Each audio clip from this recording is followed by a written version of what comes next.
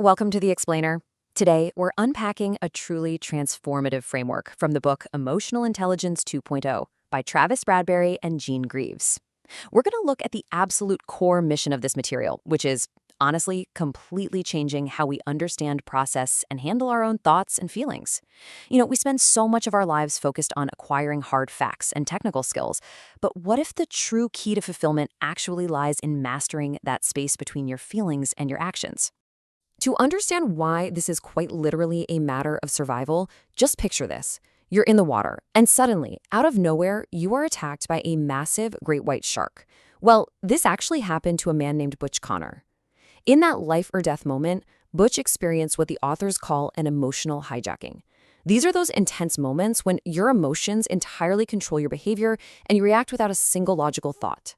In Butch's case, the sheer terror left him completely paralyzed. But here is the incredible part.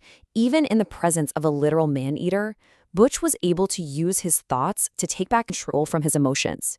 He reasoned with himself right there in the water until the paralysis subsided just enough for him to calmly complete the paddle to shore. His feelings of terror didn't just magically disappear, but his thoughts kept those emotions from hijacking his behavior. Okay, let's dive into this. To get you to that level of mental control, we're moving through 5 key areas today. First, the emotional hijacking. Second, the limits of IQ. Third, the real-world impact of EQ. Fourth, the 4 core skills. And finally, your personal EQ journey. Section 1, the emotional hijacking, where reason meets feeling. You see, our brains are literally wired to make us emotional creatures. Because of the way our neural pathways are physically structured, signals enter your brain and they pass right through your emotional center before they ever even reach the rational, logical part of your brain. So your first reaction to an event is always going to be an emotional one. You actually have no say in that whatsoever. However, you absolutely do control the thoughts that follow. Just like Butch reasoned with his paralyzing fear to paddle to shore, you have a massive amount of say in how you react to an emotion, provided you're actually aware of it. Section 2, the limits of IQ, beyond cognitive ability. Let's contrast IQ with EQ for a second. There is actually no known connection between the two. You literally cannot predict someone's emotional intelligence based on how smart they are. Cognitive intelligence, or your IQ, is essentially your ability to learn. And short of a traumatic brain injury, it's pretty much fixed from birth. Your IQ is the exact same at age 15 as it is at age 50.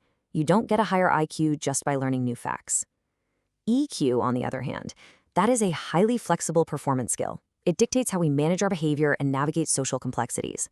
And the best news of all, even if you aren't naturally gifted with it, a high EQ can absolutely be developed. Moving on to Section 3, the impact of EQ, the real-world ROI. $29,000. People who develop their EQ naturally tend to be highly successful on the job. In fact, people with high EQs make an average of $29,000 more per year than people with low EQs. Just let that sink in for a second. That is a staggering premium placed directly on emotional mastery. And this brilliantly illustrates the real-world return on investment. Just look at these numbers. 90% of high performers in the workplace possess high emotional intelligence. On the flip side, just 20% of low performers have high EQ. Sure, you can technically be a high performer without it, but the chances are very, very slim. The link between this skill and your earnings is so direct that every single 1-point increase in your EQ adds $1,300 to your annual salary. And get this, these findings hold true for people across all industries, at all levels, all over the world. Section 4, the 4 core skills, building your EQ. Now, what's really interesting about this slide is how elegantly the authors break down this massive concept. Emotional intelligence is divided into a really simple 2x2 matrix. On the left, we have the primary competencies. There's personal competence, which is all about you, and social competence, which is about how you interact with other people. Then, those are split into awareness and management. Let's walk through each of these 4 foundational skills one by one. The first skill, sitting right under personal competence, is self-awareness. This is your ability to accurately perceive your own emotions right in the moment, and to really understand your general tendencies across different situations.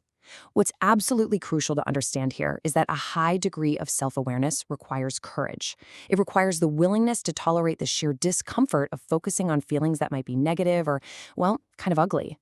You've got to be willing to look in the mirror without looking away. Once you're aware, you move to the second personal skill, which is self-management. This is all about what happens after the emotional trigger. It's your ability to use that self-awareness to actively manage your behavior. Think of it like this. If self-awareness is catching the spark, self-management is choosing not to throw gasoline on it. It's putting that critical space between the feeling and your reaction. Next up, we shift outward to social competence, starting with social awareness.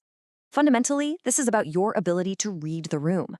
It's the ability to accurately pick up on the emotions of others and decode what is really going on beneath the surface of their words.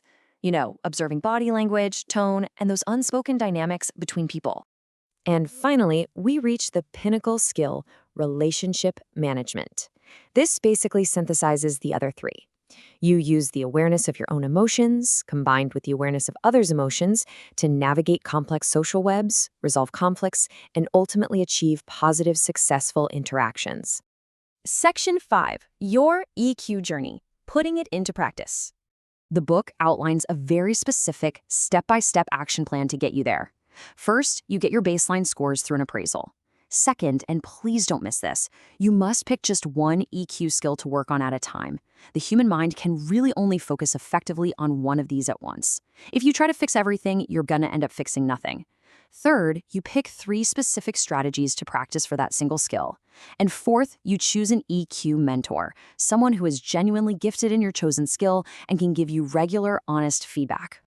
Now, let's manage expectations here. If you're someone who usually yells when you get angry, choosing an alternative reaction requires tremendous effort at first. You are literally fighting your brain's existing wiring. To make it enduring, you need a sheer quantity of practice. You have to practice replacing that urge to yell over and over again in a wide variety of situations. It generally takes about 3 to 6 months of really diligent practice to build those new neural pathways and actually see a lasting, measurable change in your emotional intelligence. I want to leave you with a final warning straight from the source material. Your EQ is a flexible skill, which means it definitely can be learned, but that also means it can be unlearned. Think about it. You wouldn't practice the piano intensely for 6 months, quit entirely, and expect to remain a master, right? Well, the exact same is true here. If you stop consciously practicing these skills, you will inevitably slide right back into those old, comfortable bad habits. The higher pay, the stronger relationships, the better decisions, they can be lost just as easily as they were gained. So the ultimate question for your daily life is this: will you let your emotions manage you, or will you do the hard work to manage them?